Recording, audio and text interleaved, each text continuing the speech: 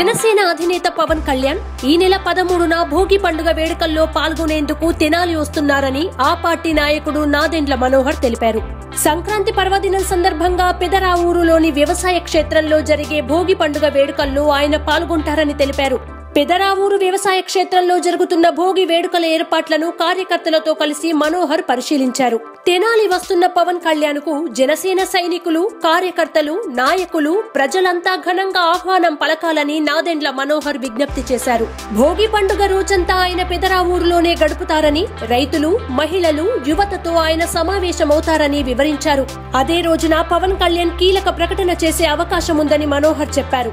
జనసేన ప్రభుత్వం ఏర్పడితే భవిష్యత్తులో ఈ ప్రాంతంలో చేయాల్సిన కార్యక్రమాల గురించి, ప్రత్యేకంగా మహిళలు, రైతుల గురించి విశ్లేషించుకోవడానికి ఇది మంచి అవకాశమని చెప్పారు. పెదరావూరులోని తమ పొలంలో ప్రతి సంవత్సరం పండుగ వాతావరణం తీసుకొచ్చే విధంగా భోగి మంటలు వేస్తూ ఉంటామని, ఈ ఏడాది కూడా ఆ కార్యక్రమం ఏర్పాటు చేశామని నాదెండ్ల మనోహర్ చెప్పారు. సంప్రదాయబద్ధంగా నిర్వహించే పలు కార్యక్రమాలు పవన్ కోసం ఏర్పాటు చేశామని అన్నారు.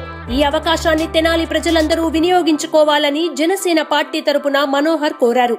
భోగి రోజున విజయవాడలోని జనసేన పార్టీ కార్యాలయం నుంచి పవన్ కళ్యాణ్ బయలుదేరి నేరుగా తెనాలి వస్తారని, నందివెలుగు వద్ద ఆయనను ఆహ్వానించి పెదరావూరుకు తీసుకురావాలనే ఆలోచనలో ఉన్నామని చెప్పారు.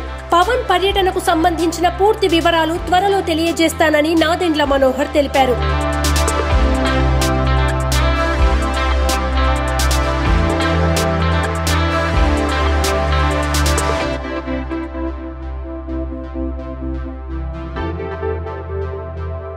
Please subscribe New Waves. ఇలాంటి మరిన్ని మంచి వీడియోలు కావాలని కోరుకుంటున్నారా?